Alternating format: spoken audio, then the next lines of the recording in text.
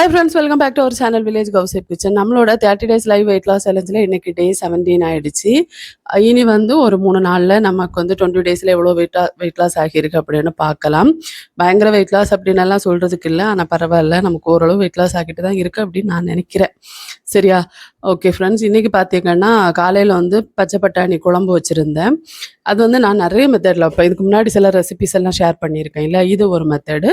பச்சை பட்டாணி கூடவே வந்து பச்சை பட்டாணியை நைட்டே ஊற போட்டு வச்சுருக்கேன். அது கூட உருளைக்கிழங்கு போட்டுட்டு அதை வந்து நம்ம குக்கரில் விசில் போட்டு இறக்கி வைக்கிறப்போ இந்த பச்சை பட்டாணியும் உருளைக்கிழங்கும் நல்லா வெந்து மசிஞ்சிருக்கும். அப்புறம் இதை வந்து மசிச்சு போட்டு நம்ம குழம்பு வைக்கணும். அந்த மாதிரி ஒரு ரெசிபி. இதுவுமே ரொம்ப நல்லா இருக்கும். இதுக்கும் வேணும்னா நம்ம தேங்காய் வறுத்தரைச்சி வைக்கலாம். ஆனால் தேங்காய் நான் வறுத்தரைக்கல, வெறும் தேங்காய், ஜீரகம், அப்புறம் வந்து சோம்பு இவ்வளவும் போட்டு அரைச்சி எடுத்து வச்சு அந்த மசாலாவை இது கூட மிக்ஸ் பண்ணி ஒரு குழம்பு வச்சுருந்தேன். இப்போ வந்து இந்த பச்சை பட்டாணி வெந்ததுக்கப்புறம் இதை இந்த மாதிரி நல்லா நம்ம மசிச்சு விட்டு கொடுக்கலாம். இது இப்போ நல்லா மசிச்சு இதை எடுத்து தனியாக வச்சுட்டு அப்புறம் ஒரு கடாய் அடுப்பில் வச்சுட்டு நம்ம வந்து குழம்பு வைக்க ஆரம்பிக்கலாம். இன்னைக்கு காலையில் விடியல் பார்த்தீங்கன்னா எனக்கு ரொம்ப ஒரு மாதிரி சோர்வாகவே இருக்குது. சில நாள் இந்த மாதிரி தான் இருக்கும், எல்லாருக்குமே அப்படித்தானே. அப்போ தான் நமக்கு தோணும் யாராவது ஒருத்தங்க நமக்கு ஹெல்ப் பண்ண இருந்தால் நல்லாயிருக்கும், ஒரு 7 மணி நேரம் ஒரு 8 மணி வரைக்கும் ஒரு நல்லா படுத்து தூங்கணும் அப்படின்னு எல்லாம் தோணும். ஆனால் நீங்கள் ஒன்று பார்த்தீங்கன்னா எவ்வளோதான் நம்ம நினச்சாலும் ஒரு 6 மணிக்கு மேலெல்லாம் இப்போலாம் தூங்கவே முடியறதில்ல. சிலர்லாம் 5 மணிக்கு எழும்பிடுவாங்க. எனக்கு ஒரு 6 மணி வரை ஓகே அப்படிங்கிற மாதிரி இருக்கும். சில நாளெல்லாம் எனக்கு தோணும் நல்லா படுத்து தூங்கணும் அப்படின்ட்டு. குழந்தைங்களுக்கு ஸ்கூல் லீவ் விட்டாலாச்சும் நல்லா படுத்து தூங்கணும் அப்படின்னு நினச்சிட்டு இருந்தா நைட்டு தூக்கமே வர மாட்டேங்குது. அவ்வளவு சூடுனா ஐயோ ரொம்ப அதிகமாக இருக்குது. முடிஞ்ச அளவு வெளியெல்லாம் போகாதீங்க அப்படின்னு தான் கவர்மெண்ட் சொல்கிறாங்க. நான் வெளியவே போகிறதில்ல, வீட்டுக்குள்ளே தான் இருக்கேன். நமக்கு ஏசி இல்லையா, ஒரு 2 மாதம் எப்படியாவது கடிச்சு பிடிச்சி தள்ளிட்டோம்னா அதுக்கப்புறம் எங்களுக்கு இங்கே ஓரளவு சீசன் நல்லாயிருக்கும், எங்களால் பேலன்ஸ் பண்ண முடியும். கன்னியாகுமரியை பொறுத்த வரைக்கும் ஒரு 2 மாதம், இந்த ஏப்ரல் மே இந்த 2 மாதம் தான் எங்களுக்கு ரொம்ப கஷ்டமாக இருக்கும். அதுவும் எல்லா சீசனும் அப்படி இருக்காது. போன சீசனெல்லாம் பார்த்தீங்கன்னா எங்களுக்கு வந்து இவ்வளோ சூடே இல்லை. அந்த டைம் கூட மிதமாக மழை இருந்துச்சு, எங்களால் பேலன்ஸ் பண்ண முடிஞ்சிச்சு. இந்த சீசன் வந்து இப்படி இருக்குது. ஒரு 2 வருஷம் நல்லா இருந்துச்சுன்னா 1 வருஷம் இந்த மாதிரி பயங்கரமாக சூடு இருக்கும். அதனால தான் எங்களால் நம்பி வந்து நாங்கள் ஏசி வாங்கணுமா வேண்டாமா அப்படின்னு ரொம்ப யோசிக்க ஆரம்பிச்சிட்டோம். வாங்கினாலும் எத்தனை ஏசி வாங்க முடியும், ஒவ்வொருத்தங்களுக்குமா வாங்கிட்டு இருக்க முடியும். அப்புறம் ஏற்கனவே கரண்ட் பில்லு எல்லையை தாண்டி போயிட்டுருக்கு, அது வேற. அப்புறம் ஃபுல்லாக நம்ம ஆஃப் பண்ணி போட்டிருக்க மாதிரி இருக்கும். ஒரு 2 மாதத்துக்கு அப்புறம் யூஸ் பண்ண வேண்டிய தேவை இருக்காது. அது போக வந்து இப்போ புதுசாக ஒரு பயம் வேற எனக்கு வந்திருக்கு. ஏசி வழியாக உள்ள பாம்பு வர்றதெல்லாம் வீடியோஸ் எல்லாம் இன்ஸ்டாவில் பார்க்குறப்ப அது வேற கிதக்குன்னு இருக்குது. ஏன்னா எங்களுக்கு இங்கே கொஞ்சம் மரம் செடி கொடி எல்லாம் உள்ள ஏரியா தான். அப்போ வந்து கண்டிப்பாக ஏற்கனவே ஒரு நாள் மொட்டை மாடியில் பாம்பு வந்துச்சு. அது ஒரு குட்டி பாம்பு. அது வந்து இந்த நம்ம மரத்துல எல்லாம் வாழும் இல்லையா, கொம்பேரி மூக்கன்னு நினைக்கிறேன். அந்த பாம்பு அது கடிக்காதுன்னு தான் சொல்லுவாங்க. கடிக்காது அப்படின்னாலும் பாம்பை வீட்டில் பார்க்குறப்ப பயமாக தானே இருக்கும். அது மொட்டை மாடியில். அப்போ ஒரு பெரிய மரம் எங்கள் வீட்டு மேலே சரிஞ்சு இருந்துச்சு. அந்த மரத்தில் பக்கத்து வீட்டில் உள்ளது, எதிர்த்து அந்த அவங்களுக்கு தோட்டம் இருக்குது அங்கே உள்ளது. அது ஒரு நாள் துணி துவைச்சிட்டு மொட்டை மாடியில் காய வைக்க போகிறதுக்கு நான் வழக்கமாக வந்து அந்த இடத்துல தான் என்னோட பக்கெட்டை வைப்பேன், துணி கொண்டு போகிற பக்கெட்டை வைப்பேன். அந்த பக்கெட்டை வைக்கிறதுக்கு போகிறப்போ அந்த இடத்துல ஒரு பாம்பு நிற்குது. அது அப்படியே எழுப்பி நிக்குதா, எனக்கு அது பார்த்த உடனே ஐயோ அப்படிங்கிற மாதிரி இருந்துச்சு. கிட்டத்தட்ட அந்த சம்பவம் நடந்து ஒரு 8-9 வருஷம் ஆயிடுச்சு.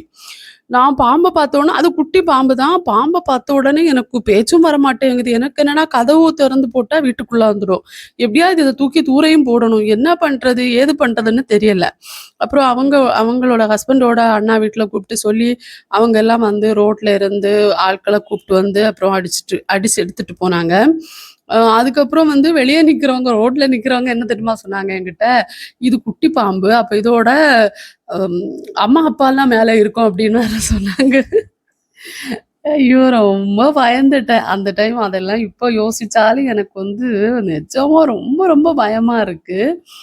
அப்புறம் கடாயில் எண்ணெய் வச்சு கடுகுலாம் தாளிச்சு வச்சுட்டு, கடுகு கருவேப்பிலை தாளிச்சு வச்சுட்டு வெங்காயம் தக்காளி போட்டு நல்லா வதக்கிட்டு அது கூட நமக்கு என்னென்ன மசாலா தேவையோ அது.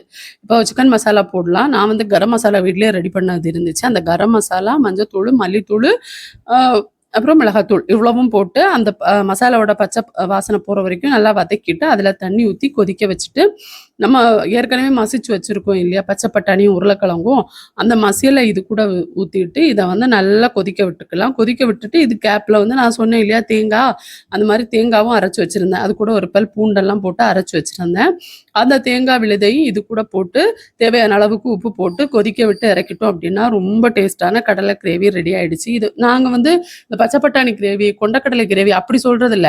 கொண்டக்கடலையோ பச்சை பட்டாணியோ பாசிப்பயிறு எங்களுக்கு எல்லாமே பயிறு தான், கடலை தான். நாங்கள் என்ன பண்ணுவோம்னா பச்சை பயிறுனா பயறுன்னு சொல்லுவோம், கொண்டக்கடலைனா கடலை கிரேவி, கொண்டக்கடலையோ பச்சை பட்டாணியோ ரெண்டையுமே வந்து கடலைன்னு தான் சொல்லுவாங்க, கடலைக்கறி அப்படின்னு சொல்லி முடிச்சிடுவோம். ஸோ அந்த மாதிரி கடலைக்கறி ரெடி ஆயிடுச்சு. சரியா? ஸோ அவ்வளவுதான். இது வந்து நான் இன்னைக்கு புட்டு செஞ்சிருந்தேன். புட்டுக்கு ஊற்றி சாப்பிட்றதுக்கு ரொம்ப நல்லா இருக்கும். புட்டு கூட வந்து இந்த மாதிரி கிரேவி ஐட்டம்ஸ் எல்லாம் ரொம்ப நல்லா இருக்கும். ஸோ அதான் ரெடி பண்ணியிருந்தேன். தொடர்ச்சியாக 2-3 நாளாக வீட்டில் புட்டு தான்.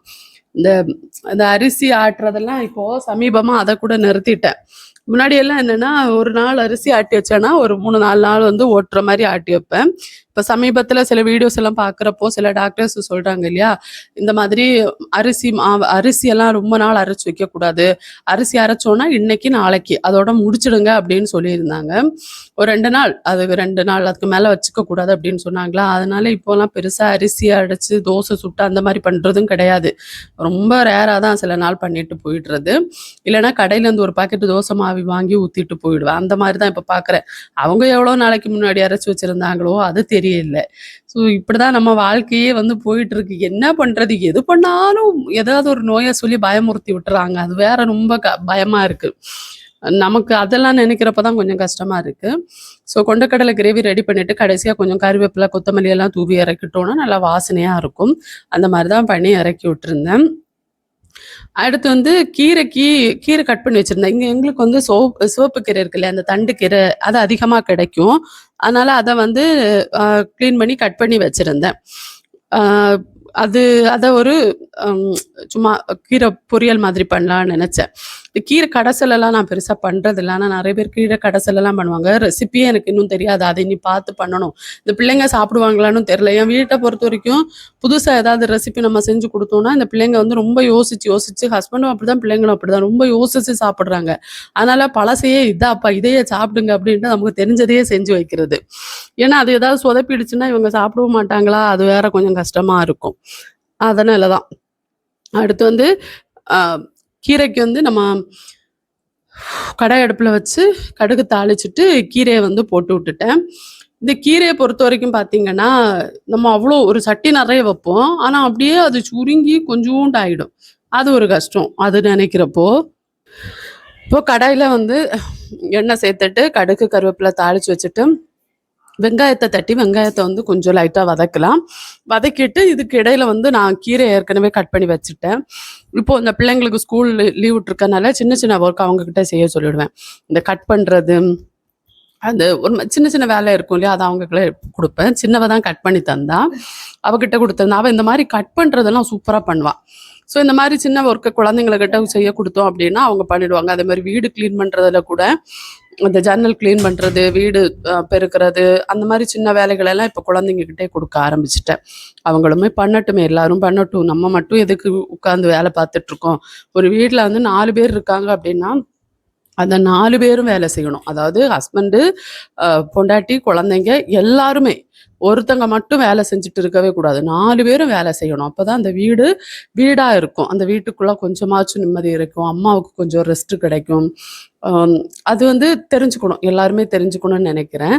அப்புறம் வந்து கட் பண்ணி வச்சுருக்க கீரையை போட்டுட்டேன்னா வெங்காயம் வதங்கிடுச்சு, கீரையை போட்டுட்டேன். இந்த கீரையை வந்து நம்ம சட்டியில் போட்டுட்டு லைட்டாக கிளறி விட்டுறேன். இப்போ சூடு பட்ட உடனே அது அப்படியே சுருங்கி வந்துடும். லைட்டாக கிளறி விட முன்னாடியெல்லாம் கீரையை மூடி போட்டு தான் நான் ஆவியில் வேக வச்சுட்டு இருந்தேன்.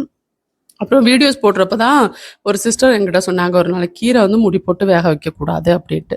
அதுக்கப்புறம் மூடி போட்டு வேக வைக்கிறது இல்லை, ஓப்பன் பண்ணி வச்சே வேக வைக்கிறது.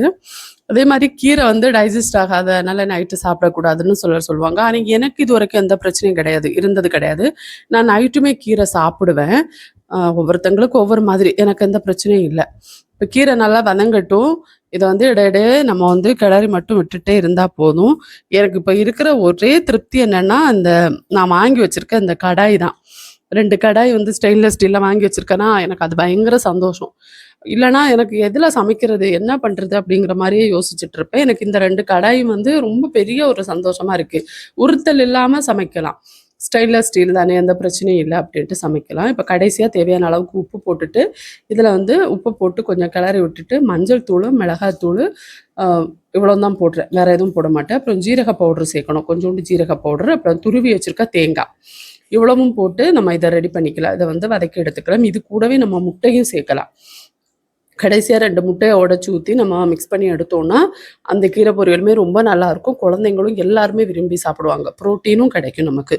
அதுக்காக நமக்கு தேவையான அளவுக்கு இல்ல, லைட்டா புரோட்டீனும் அதுலேருந்து கிடைக்கும். எல்லாரும் சாப்பிடவும் செய்வாங்க. நான் இப்போலாம் அந்த மாரி தான். எனக்கு என்ன தோணுதோ அந்த மாரி பண்ணிடுவேன். இதுல முட்டை சேர்க்கல. மத்தபடி நான் முட்டை சேர்த்தும் செய்வேன். இந்த முருங்கைக்கீரை இருக்கு இல்லையா? அதுல வந்து இந்த மாரி பொரியல் பண்றப்போ, தேங்காய் வந்து சம்மந்தி மாரி அரைச்சு நம்ம சேர்த்து குடுத்தோம்னா ரொம்ப நல்லாயிருக்கும். அதே மாதிரி அதுல வந்து முட்டை சேர்த்தோம்னாலும் ரொம்ப டேஸ்ட்டா இருக்கும். நான் இதெல்லாம் டயட்ல ட்ரை பண்ற ரெசிபீஸு. இதெல்லாம் பண்றனால தான் டயட் ஓரளவாச்சும் என்னால கொண்டு போக முடியும். இல்லன்னு வச்சுக்கோங்களேன், டயட் கண்டிப்பா சுத்தமா முடியாது. இந்த தேங்காய், இந்த மசாலா எல்லாம் இது கூட சேர்த்து நம்ம நல்லா மிக்ஸ் பண்ணி குடுத்து, அந்த பச்சை வாசனை அந்த மசாலாவோட பச்சை வாசனை போயிடுச்சுன்னா அவ்வளோதான். தேங்காய் போட்டு ரொம்ப நேரம் வதக்கக்கூடாது. தேங்காய் வந்து ஒரு இனிப்பு டேஸ்ட் குடுக்கும் தெரியுமா? நம்ம ரொம்ப நேரம் வதக்குனோம்னா, அது வந்து ஒரு மாதிரி நச நசன்னு ஆயிடும். அதனால தேங்காய் வந்து ரொம்ப நேரம் வதக்கக்கூடாது. கடைசியா போட்டு லைட்டா கிளறி இறக்க வேண்டியது தான். அது பொரியலுக்கு இன்னுமே டேஸ்ட் குடுக்கும். என் பெரியவளுக்கு வந்து தேங்காய் அந்த மாரி இருக்கிறது பிடிக்காது. ஆனா நான் இப்படிதான் போடுவேன். எனக்கு இப்படிதான் பிடிக்கும். ஹஸ்பண்டுக்கும் இப்படிதான் பிடிக்கும் அப்படிங்கிறனால இப்படி போடுவேன். நம்ம அரைச்சும் போட்டு குடுக்கலாம். தண்ணி சேர்க்காம மிக்ஸி ஜார்ல போட்டு சும்மா ஒரு அடி அடிச்சு குடுத்தோம்னா, இன்னும் அப்படியே தான் இருக்கும். இன்னும் கொஞ்சம் நல்லாயிருக்கும் அது. ஸோ அவ்வளோதான். இதோட நமக்கு லஞ்சுக்கான ப்ரிப்பரேஷன் முடிஞ்சுச்சு. அப்புறம் மீன் குழம்புமே வச்சிருந்தேன். அப்புறம் பார்த்தீங்கன்னா, முட்டை 2 முட்டையும், பச்சை பட்டாணியும் வச்சு காலை உணவ முடிச்சிருந்தேன். லஞ்சுக்கு சாள மீனு, கொஞ்சூண்டு சோறு, கீரை பொரியலு, அப்புறம் சாள மீனு, ஷாலோ ஃப்ரை பண்ணது. இப்படி என்னோட லஞ்ச முடிச்சிருந்தேன். டின்னருக்கு இன்னைக்குமே வந்து நான் அந்த வாட்டர் மெலன் தான் எடுத்திருந்தேன். எனக்கு சாப்பிட்றப்போ அவ்வளோ திருப்தியா இருக்கும். ஓகே ஃப்ரெண்ட்ஸ், அடுத்த வீடியோல சந்திக்கலாம்.